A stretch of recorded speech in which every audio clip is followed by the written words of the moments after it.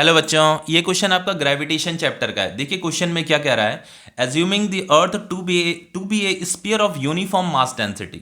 इसका मतलब ये है कि जो हमारी अर्थ है, हमारी अर्थ का जो शेप होता है उसे हमें स्पेरिकल कंसीडर करना है और उसका जो डेंसिटी होता है उसे हमें यूनिफॉर्म लेकर के चलना है, मान करके चलना है कि उसका जो डेंसिटी होता है वो कांस्टेंट होता है। ठीक है, ये हमें एज्यूम करना है। आगे लिखा है how much would a body weigh halfway down to the centre of the earth.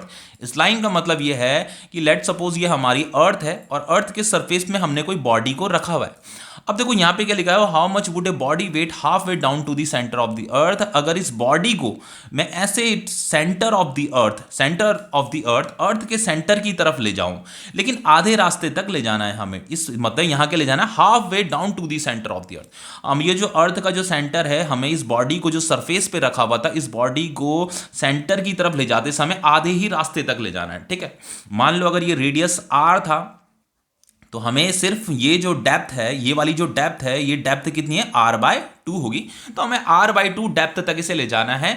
Then हमें इस बॉडी का क्या बताना है, वेट बताना है। How much would a body wait, हमें इसका वेट बताना है। देखो जब ये बॉडी यहां पे रही होगी, सरफेस पे रही होगी, तो इसका जो वेट रहा होगा वो कितना रहा होगा, m/g रहा होगा। ये तो सबको ही पता है कि बॉडी का जो वेट, जब बॉडी सरफेस पे होती है तो उसका वेट कितना होता है, m/g होता है। और यहां पे हमें गिवन भी है कि if it weigh 250 newton on the surface of अर्थ।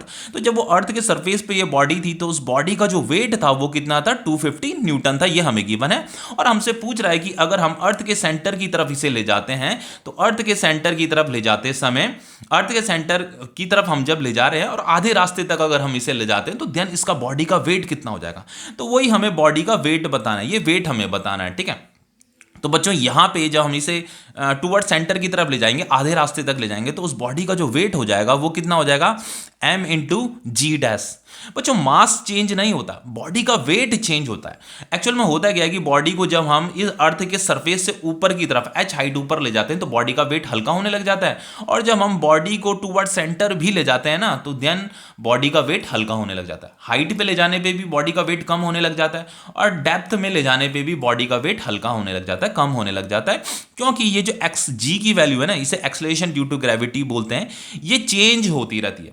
जैसे जैसे हम अर्थ के सेंटर की तरफ जाएंगे तो ये g की वैल्यू क्या होती रहती है, चेंज होती रहती है, डिक्रीज होती रहती है। तो डेप्थ में जाने पे ये जो g होता है, इसका जो फॉर्मूला होता है बच्चों, g' होता है g1 - d/r। r क्या हो गया, हमारी अर्थ का रेडियस, d क्या हो गया, डेप्थ हो गया। कितनी डेप्थ तक आप उस बॉडी को ले गए तो हमें जो एक्सेलरेशन ड्यू टू ग्रेविटी होती है उसकी वैल्यू मिल जाती है। तो हमें इसी फॉर्मूले को यहाँ g' यहाँ पुट करना है, तो हमें इसका वेट का पता चल जाएगा। ठीक है, तो देखो ये फाइनली क्या हो जाएगा, W = m, ये g' का फॉर्मूला ये होता है। ठीक है, तो यहां पे आ जाएगा g1 - d/r। ठीक है, समझ में आ रहा है। तो W = m/g1 - बच्चों ये डेप्थ कितनी है, डेप्थ की वैल्यू कितनी है, r/2 है। अगर ये रेडियस r है तो हमें इसे आधे रास्ते तक ले जाना है, तो ये r/2 होगा। तो d की जगह में क्या आ जाएगा, r/2 आ जाएगा डिवाइडेड बाय r।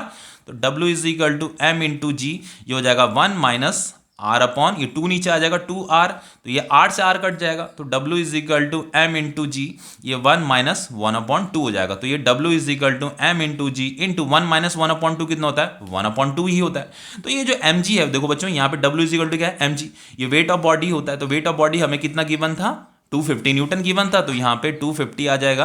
तो ये जो सरफेस में इसका जो वेट ऑफ बॉडी था वो 250 न्यूटन था। तो जब हम अर्थ के सेंटर की तरफ आधे रास्ते तक ले जाएंगे तो वो कितना हो जाता है, हाफ हो जाता है। हाफ मतलब ये कितना हो जाता है, 125 हो जाता है। ठीक है, तो ये 125 इसका वेट है, बॉडी का वेट है। जब हम इसे यहाँ अर्थ के सेंटर की तरफ जब ले जाएंगे, आधे रास्ते तक ले जाएंगे, तो उसका वेट इतना हो जाएगा। सरफेस पे इतना था, लेकिन सेंटर की तरफ ले जाते समय वो इतना हो जा रहा है। ठीक है, तो ये क्वेश्चन आपका कंप्लीट हो गया।